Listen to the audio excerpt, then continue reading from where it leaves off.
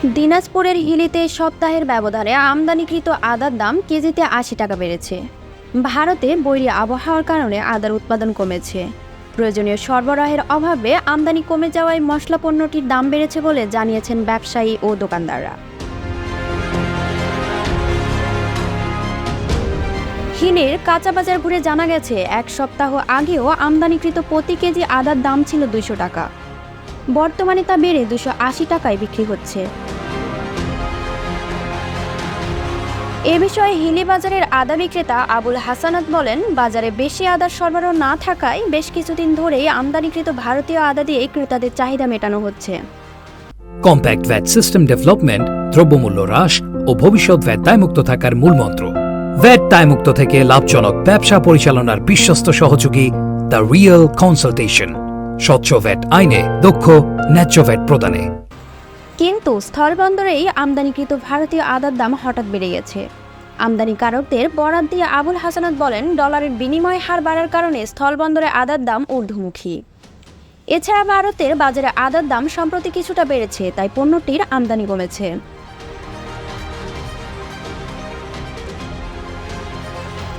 তিনি আরও জানান, বন্দর থেকেই বিক্রেতাদের ২০০ টাকা কেজি দরে আদা কিনতে হচ্ছে। এর সঙ্গে যোগ হচ্ছে পরিবহন খরচ। এছাড়া বস্তাপ্রতি ৪-৫ কেজি করে মাটি বের হয়। সেসব খরচ মিলিয়ে প্রতি কেজি ২৮০ টাকায় বিক্রি হচ্ছে। হিলি স্থলবন্দরে আমদানিকৃত আদা খালাসের দায়িত্বে নিয়োজিত C&F এজেন্ট রোয়েল মল্লিক বলেন, প্রতি টন আদা ভারত থেকে প্রকারভেদে ৬০০ থেকে ৯০০ মার্কিন ডলার মূল্যে আমদানি করা হচ্ছে।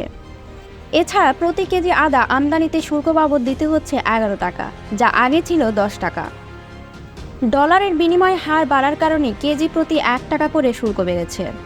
হিলি স্থলবন্দরের জনসংযোগ কর্মকর্তা সোহরাব হোসেন বলেন,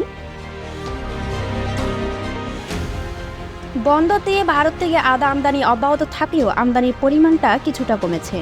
বন্দর দিয়ে গড়ে প্রতিদিন ১ থেকে ২ ট্রাক করে আদা আমদানি হচ্ছে বলে জানান তিনি।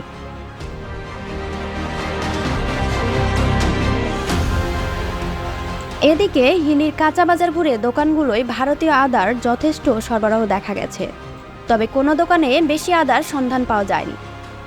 জাতীয় ভোক্তা অধিকার সংরক্ষণ অধিদপ্তর দিনাজপুরের সহকারী পরিচালক মমতাজ বেগম বলেন, নিত্য প্রয়োজনীয় পণ্যের মূল্য সহনীয় পর্যায়ে রাখতে এবং কেউ যেন অবৈধভাবে মজুত করে দাম বাড়াতে না পারে সে লক্ষ্যে দায়িত্বপূর্ণ এলাকায় অভিযান অব্যাহত রেখেছি।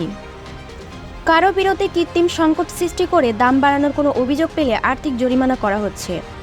জনস্বার্থে এই ধরনের অভিযান অব্যাহত থাকবে।